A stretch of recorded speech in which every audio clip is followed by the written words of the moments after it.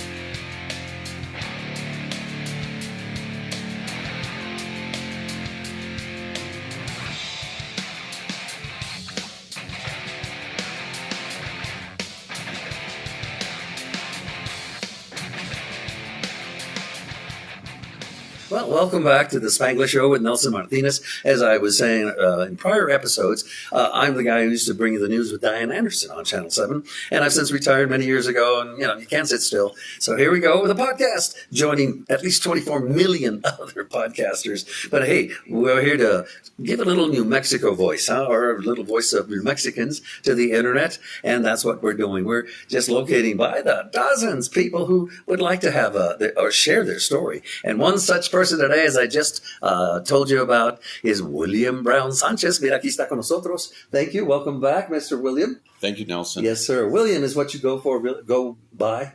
Yeah, some folks in Puerto Rico call me Willie, but mostly William. Órale, Willie. Do they say órale over there? Oh, there, the word órale is not used so much. They'll say, ¿cómo está hoy, Willie? Or ¿qué hay, Willie? Pero not ¿Qué hay, oye? Oye, they speak so fast, along with, like I was telling you earlier before we rolled here, in Cuba. When I was in Cuba, it's hard to understand the rapid fire. It's amazing. Yeah, you have to listen real carefully, and but initially it was somewhat difficult, but not that much, because once I got the gist of what they were saying, I picked it up pretty quickly. So tell me, when the ref, or you've heard your telecast, they do a play-by-play at some point since you've been a pro, and they're calling the game and so on. Do they call it mostly, since it's Puerto Rico, English, Spanish, kind of, back and forth? Y aquí está el señor William Sanchez y que tiró la pelota para acá y no mira lo que pasó. Well, recently, just last week or 2 weeks ago, Carlos Alcaraz from Spain and Tifo, they were they're top 10 players in the world, Francis, and they were at the Coliseum there in Puerto Rico. There was about 20,000 people that were present. So some of the ones that were commentating, it was all Spanish. All Yeah, Spanish. it was all Spanish. That sounds great, though. I've Yeah. heard some of them on Telemundo. Yes. Brr, and it's just Yeah. I auditioned for a Burger King commercial once in Burbank. I flew out there and they liked it and they called me back again. But it was, remember the guy goes, go! And he goes in like 30 seconds with that on soccer. Yeah. Well, I got a call back. It's okay doing it, but I won't do it now because it'll break something. Anyway, it was a shout out at like that, and it was so cool. And it was going to run in Puerto Rico. That's why I bring it up. So I didn't make it. Somebody else got the goal. Anyway, that's okay. But nonetheless, you've been exposed to that kind of thing, the perks as being a pro, and you've gone all over the place, and it's competitive. So competitive, no? Extremely competitive. I didn't play at that level myself. I got immediately into the teaching part and the administration of tennis programming at this one particular resort. I've been there for about almost 30 years. But on the circuit itself, it's extremely competitive, and it takes a lot of patience, a lot of hard work to break into probably the top 50 in order to make any kind of real income. It's pretty amazing that as competitive as it is, one doesn't know about it as much as maybe basketball and football here in America. And I shouldn't say here in America as if Puerto Rico wasn't part of it, but it's just so prevalent as opposed to tennis. I like to watch a good Wimbledon tennis. It's wonderful. It's totally, you got you on your edge of your seat. Yes. And anyhow, that's what you were striving for, perhaps? Wimbledon, was that a thing in your focus at all? I started playing tennis when I was 13 years old, and I learned how to play at the. There were tennis courts at the parking lot at the Rio Grande Zoo, which is presently the parking lot. There was about 10 tennis courts there, and I started learning to play at 13, 14 years old. Then then they moved over to the Barrales Community Center, where they probably put up about 6 more tennis courts. But anyhow. I started a little bit late, but I was very fortunate because I learned good technique with my first coach, Joe Demas. Oh, yeah. And Joe Demas. do you remember Joe Demas? I heard of Joe Demas, but it's not like Bill Demas. Maybe they're... Yeah, he was a journalist there for a while, and Yeah. then school teacher at West Mesa High School. Sure. And so I was very fortunate to learn good technique. Then I went into a high-performance program at the old indoor tennis club of Albuquerque, which presently now is Calvary Chapel of Albuquerque. That building used to be in the early 70s, was an indoor tennis club. So I learned my game, there I developed my game. The coach there was, my coach there was Jim McCaffrey. He gave me actually a full ride to New Mexico Military Institute after my senior year at Albuquerque High. And but he only took the game to a certain level. So I never took it to a professional level, but I definitely always have enjoyed the game competitively. Well, you certainly are a role model, believe it or not, because, you've excelled in your profession and you speak highly. He speaks highly of this sport that more people should get into. Don't you agree? Yeah, it's you have a sport now that's entered into the that's become very popular called pickleball. And pickleball is now taking over a lot of clubs, but the tradition of tennis itself is so popular that that's not going to go away. Tennis has been around for over 100 to 125 years. So it's going to be very popular. It's a lifetime sport. According to stats of all sports, you can actually live 15 years longer if you play the game of tennis. So it's always going to be there. It's still popular at the club I'm at. You still have a lot of league competition. So whether you're a beginner at a recreational level, you could join a team and compete with your team. So yeah, tennis is always going to be there, even though other sports are coming into the picture, like pickleball, for example, because that's really taking over. And but tennis will always be a popular sport.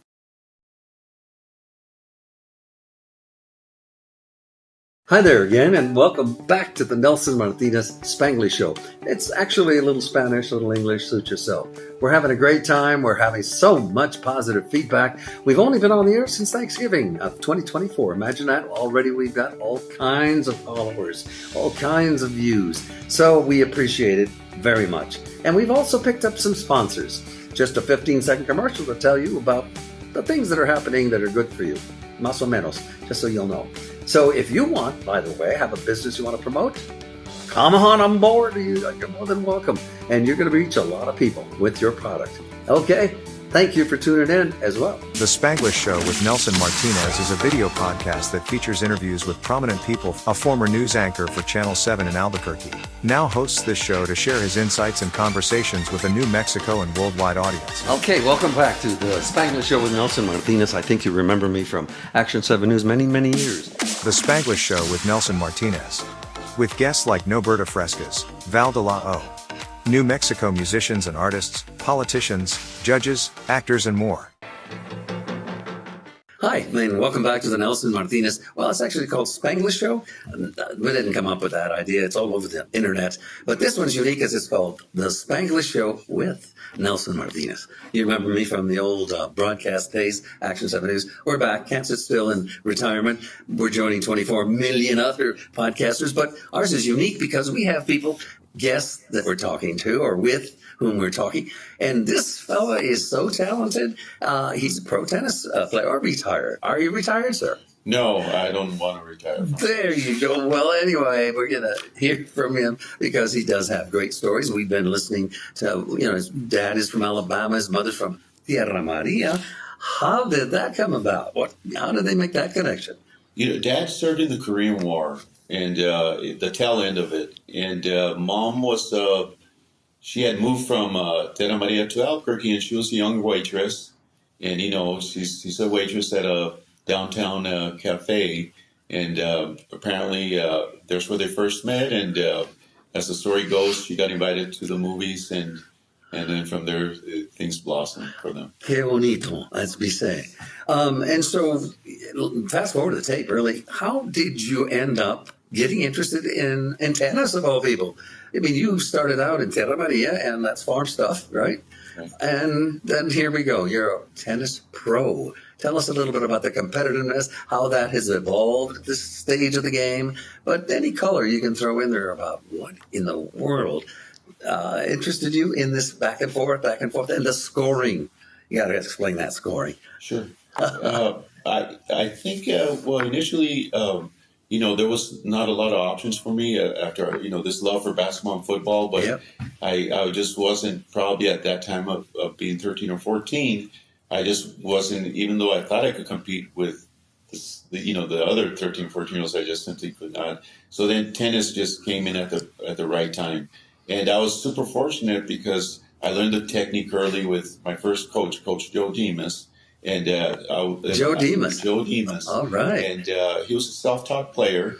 And then there at the courts in Barelas, there was a group of people that already played really well. There was a gentleman named Andy Abeda, became really good friends with the Abeda family. Mm-hmm. There was Ernie Lovato, who was already he was an Albuquerque High graduate, but he was an established national junior player. So I was already influenced by some good tennis. And at that point, when I learned good technique, then I just kept developing.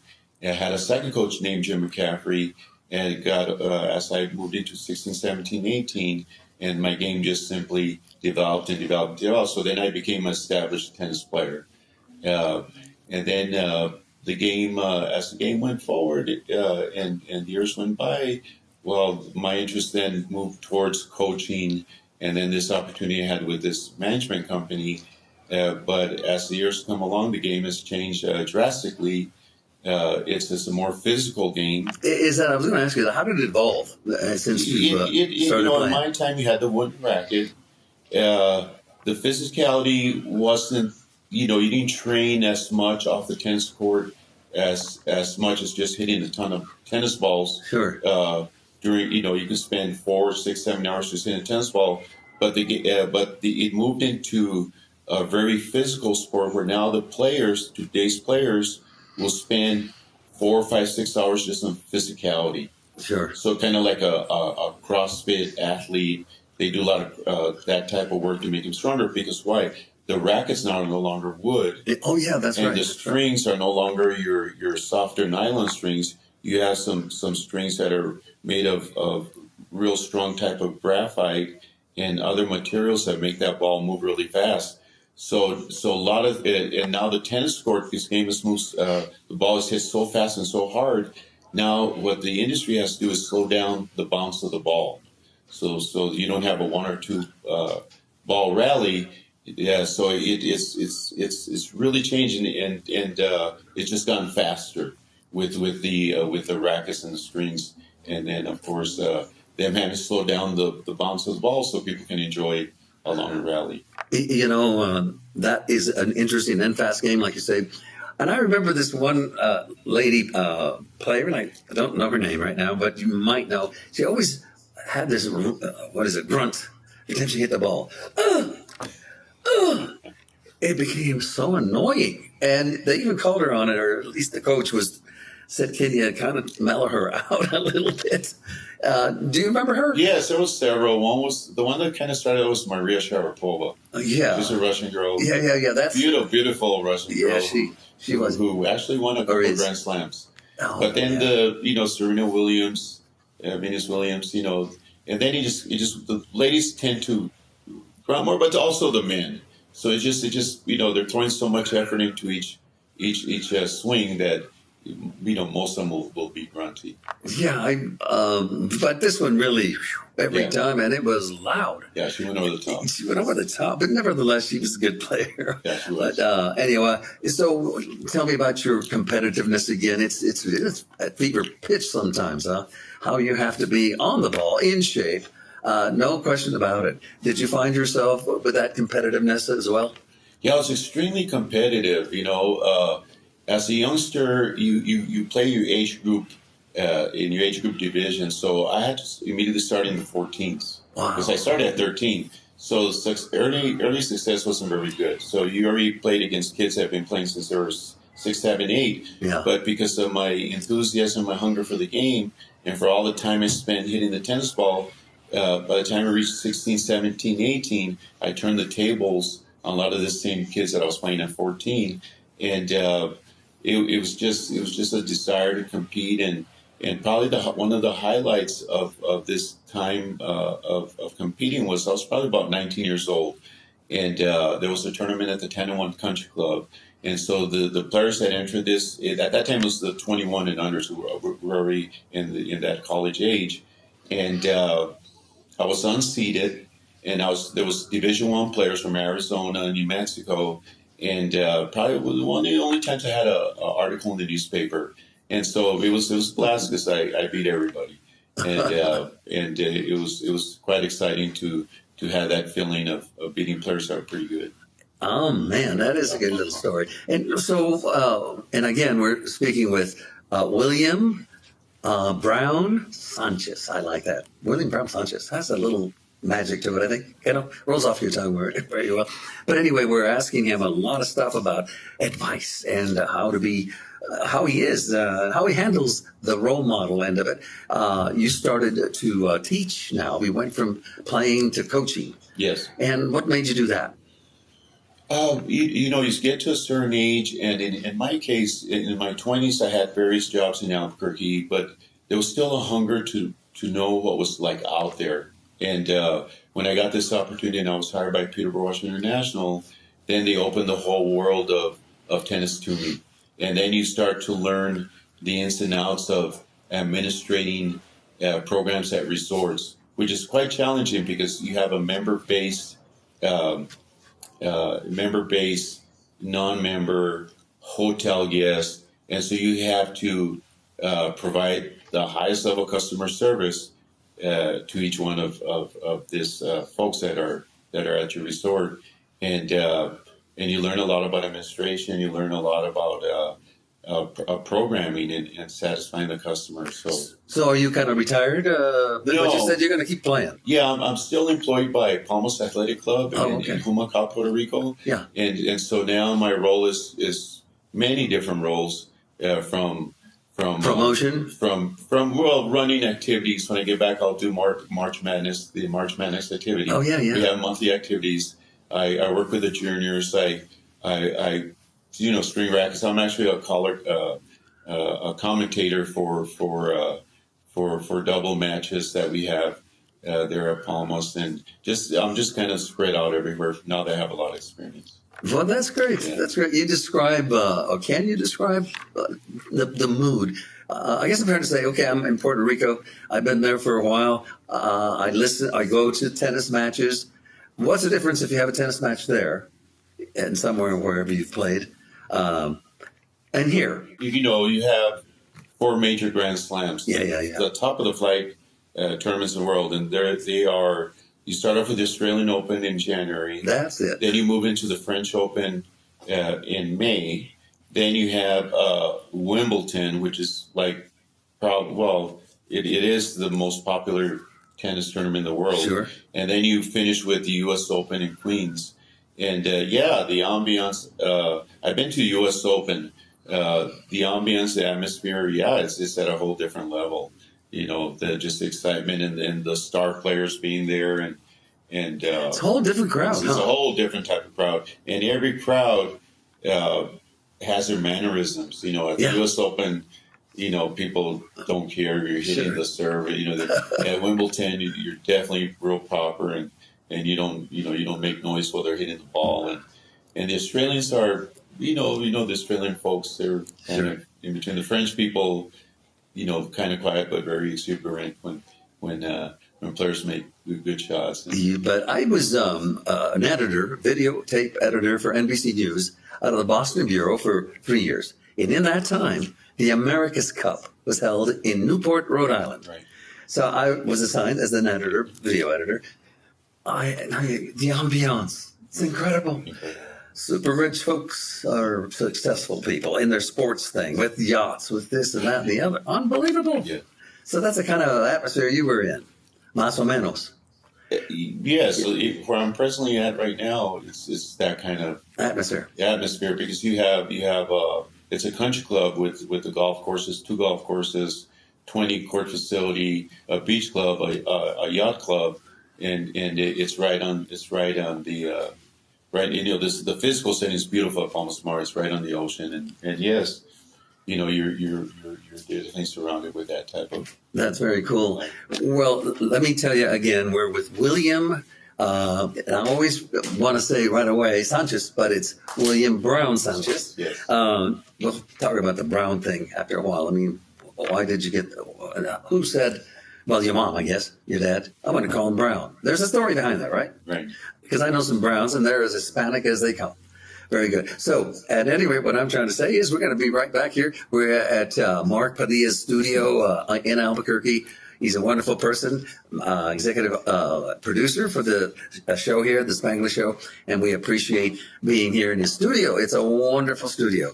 So, we're going to be right back as soon as we hear from a couple of sponsors. Thank you very much. Don't go away. Hi there.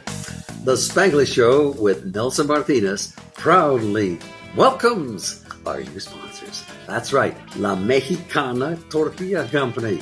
Oh boy, it'll bring you the greatest food and taste and service every time. Thank you to you. And Flor de las Flores Dispensary, your go-to spot for care and good service.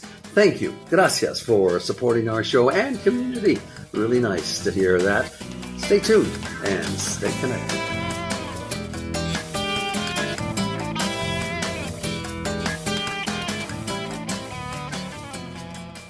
Hi, and welcome back to the Spanglish Show with Nelson Martinez. I'm very happy that you've been following us and telling people and sharing and all of that. That's the way we can make a difference here in the 24 million or so podcasters. We're just one in New Mexico. So proud to be from New Mexico, and we've got some New Mexicans we're going to talk to from time to time. And that is what we're doing today. We've got tennis pro William Brown Sanchez right here in our studio. Yes, indeed.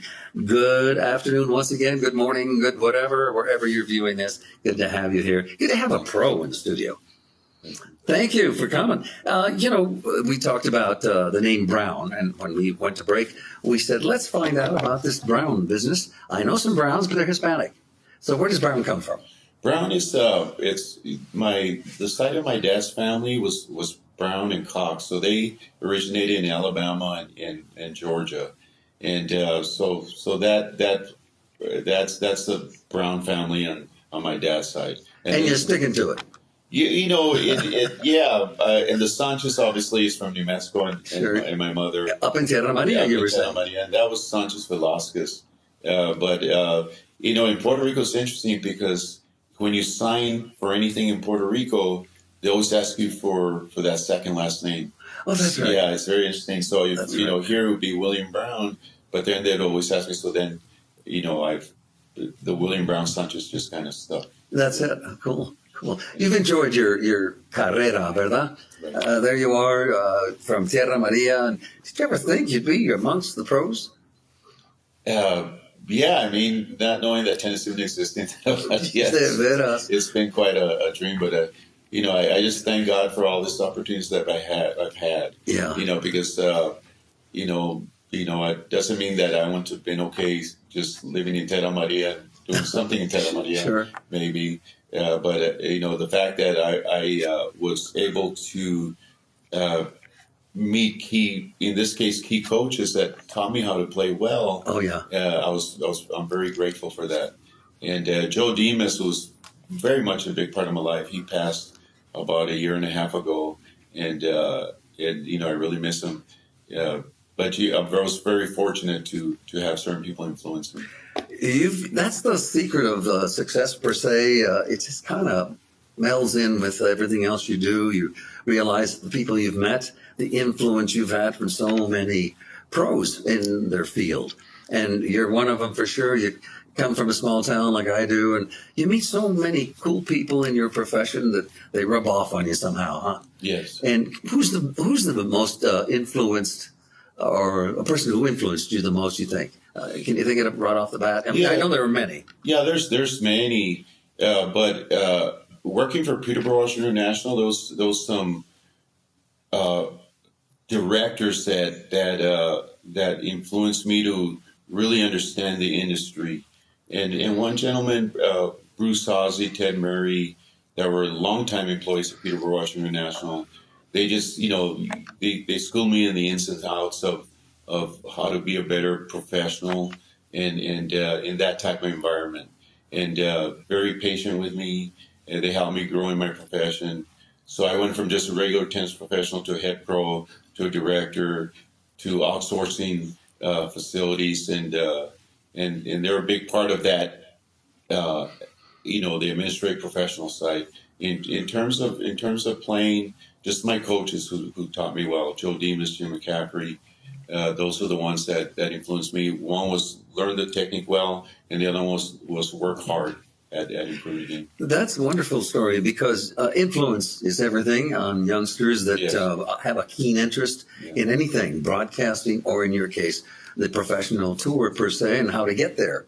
And what is the one advice you give to these folks who, let's say I'm a 12-year-old and I'm taking it up the racket and this and that, and besides knowing what you're going to say to them to kind of steer them in the right direction, when do you start explaining the scoring? It just drives me crazy. I used to anyway, about love and this and that, blah, blah. Tell us. Yeah, just, recently I'm part of a junior program there at Palmas Athletic Club, and you're preparing the 9 to 11-year-olds to start, learning how to play in tournaments, but in our case, it's just an in-house tournament. Yeah. So I spend time just explaining this simple rules of learning how to keep score. And it's just always the same numbers: 15, 30, 40 love. You don't veer outside that. 15, 30. 30, 40 love.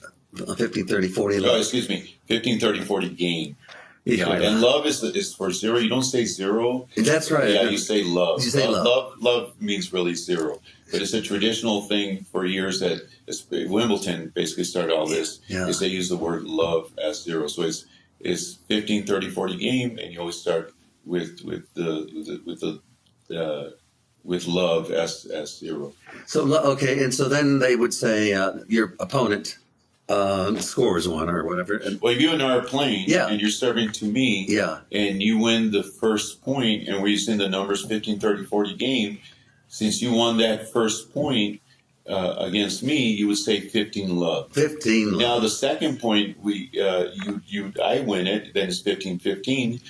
Then you win the third one, it's 30-15. You win the next one, it's 40-15. And then you finally win the final one, then it's game. So you always stick to those numbers. And it's pretty simple, but you just have to get used to it. You have to get used to it like anything else. Any players that, well, first of all, let's say you've had the opportunity to play somebody, your favorite. Who would it be if you had that opportunity to say, well, I'd like to play a match with? If it was during my prime, like 19 or 20, well, during that time, you had, on one end, you had like Jimmy Connors, and the other end, you had a guy my age like John McEnroe and Ivan Lendl. I mean, playing any of those guys would be a fabulous thing, But, it was a different era because it was still the wooden rackets. It was still very competitive. It was just a whole different time. I think if it was nowadays, if you got to play Roger Federer or you got to play Novak Djokovic, that would be quite an experience being on the court with those guys and the way the ball moves and so forth. So, it would have been fun. It would have been fun, certainly. How many folks do you think will take up the sport? Well, this is a very wide question. Say, for instance, the sport is alive and well. How do you keep it that way? How do you, besides Wimbledon and all the excitement, but isn't there something that has to change a little bit to make it more interesting? Is that not really the way to term this thing? Is tennis as popular as it should be? Tennis is extremely popular. You do have other sports that are moving into the industry, like pickleball. Pickleball, the court is smaller, and there's a lot of pickleball courts here in Albuquerque, and you don't have to move as far to hit the tennis ball. That's a extremely popular sport, so that's an option to tennis. But tennis will always remain, and it's still growing. It's just extremely popular among all levels. So if you yourself, Nelson, were to start playing tennis now, you start at the 2.0 level, recreational level. You'd have other buddies at your level, and immediately it would be a fun game for you. I think the question a lot of people would ask is, when is too old? When is it too old? Too old? Never too old. Never too old. Well, okay, and that's interesting because some days I can barely get out of but you just got to be in shape. Period, huh? Right. What do you do to stay in shape? Well, in my case with tennis, you always try to do off the court stuff, a little bit of the gym and maybe a little bit of some running and so forth. But what I enjoy doing personally, I just love hitting the tennis ball. And I've been very fortunate to still have folks that play really well that just want to rally. So we don't play points or anything. We just try to keep long rallies going. And that's cardio in itself. Oh, sure. Yeah. You got to have that that oxygen going and that ticker of ours. Yeah, and for sure try to eat well, And now that was my next question as far as your diet. You just can't eat junk stuff, sugar and candy and white flour, and you got to really look what the intake, right? Right. Because bottom line, that's what drives you. Right. So if you at the highest level, those players, their diet is super clean. And I remember there's a coach that I heard on television one time, an advice to a boxer. There was a long time ago. I didn't know. He says, now, he tells the boxer that's, I don't know who it was, but anyway, he says, now, one thing I tell you right now, tomorrow's the boxing game, or the whatever. Don't have sex tonight. That depletes your energy. What? The guy says. That's the first time I ever hear that, Really? Okay, well, that makes sense. I guess the body has to make up all that stuff, And, so next time you go play, just remember that. Got the advice from the Martinez Show here. Thank you for being with us. I want to talk to you just before we go, William. And again, we're talking to William Brown Sanchez. He's an old-time pro. He's living in Puerto Rico right now, but he's a New Mexican from Tierra Maria, fíjate. So we're glad to have him on the show and telling us about his pro career, his tennis pro career. It's so nice to meet people who are so talented. And I know you give back. You give back. I heard you're in this charity, that charity that you help out. Tell us about that, would you? Yeah, I've been working at charity for like 3 years. There's a group of folks that are supporting this idea. I'm at the tail end of putting all the paperwork together because it does take time. And then in Puerto Rico, you're dealing with the Department of Recreational Sports, so they require that you take their courses before you can move forward with the charity. And we have this charity called Puerto Rico Loves Kids. And nice. So for me, I always have had a heart to help under-resourced kids. I've spent time over the years just volunteering my time to go out and give clinics to local kids that would probably never touch a racket. I would go to the school and just hit tennis balls with them at the basketball court, for example. So this takes me full circle now from talking about Terra Maria, not knowing anything about tennis, and trying to introduce kids to maybe not only tennis but pickleball and other racket sports. And so now at the age of 65 and still doing the thing that I do in a country club environment, but then also as I move into the 70s or whatever, God willing, to see how far I can take this, I really want to try to reach out to kids that can't afford tennis through this charity program and see if I could help open doors for some kids. God willing, I don't know how many kids this, I was thinking, maybe you start with 30, 40, 50 kids, whatever it may be, but is to open doors for them and give them this shot in life that maybe they become a tennis coach like me one day, or they play at a professional level.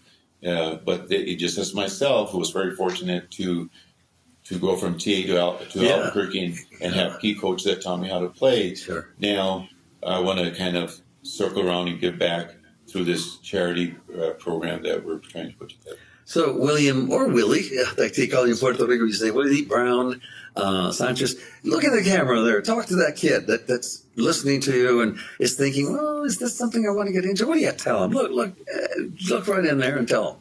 What's your advice, senor? Because you are, you're a master at your trade. I would say, give it a shot. Tennis is a lot of fun and give it a try. And if it's something that you enjoy, and you have opportunities, then those opportunities will keep presenting themselves to you, and you can go down that road and learn the great game of tennis. Totally wonderful. It's been a pleasure. I know you love to give back, which I know everybody that I know that knows you gives back to the community. That's absolutely wonderful, and more people should do that because that's the thing to do. We're here to help each other, no? Yes. And so I'm glad that my fellow Tierra Maria people, my fellow Chimayosos, might have listened to you and influenced, and that's a great profession because tell them about sports. Sports in any kind of capacity there doesn't reshape you. It gives you a different angle, a different something, no? Yes. Yeah. Sports is just gives you, it keeps you moving forward, especially as you get older and it keeps you active and you get off the couch and you start, the interesting about tennis, I just want to say this one last thing about tennis. Please, take your time. Is that there's stats that show that if you play the game of tennis, you're going to live 15 years longer than if you play other sports. How about golf? Golf is probably close by. I'm not sure about golf, but I know it's close by. But because the tennis, because of the movement, and it doesn't mean other sports you don't move, but it's just a stat that's supposedly out there. That's cool. Well, it's your favorite game, obviously. And I'm really happy that you stopped by to share some of your perspectives on the sport and encourage people, because any sports activity really gets the electricity going, per se. And you're a fine role model. You've been around the block, as they say. Yes. And I appreciate you talking with you. And hopefully you'll come back sometime and we'll talk again. yeah, Nelson, it was great to be with you, and it was a lot of fun. And I remember you when you were you worked for Channel 7. Channel 7. Yeah. That was a great gig. It really was. And it's kind of surreal being here with you, and I'm glad I'm here. as they say in Spanish, me se viejito, ¿no? I got a little old. No te ve bien. Ay, pues Te gracias. ve bien joven. Me voy bien. Ay, pues dale un níquel tan siquiera. Give this guy a nickel. But it's really wonderful to see people like you.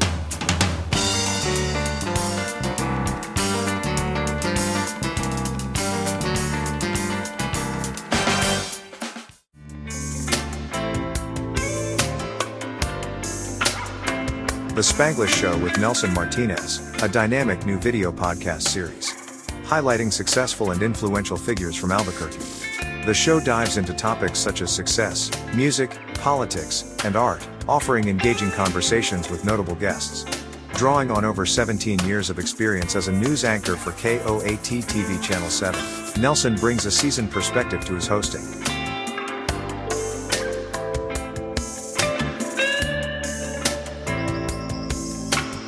Website, NelsonMartinezTV.com.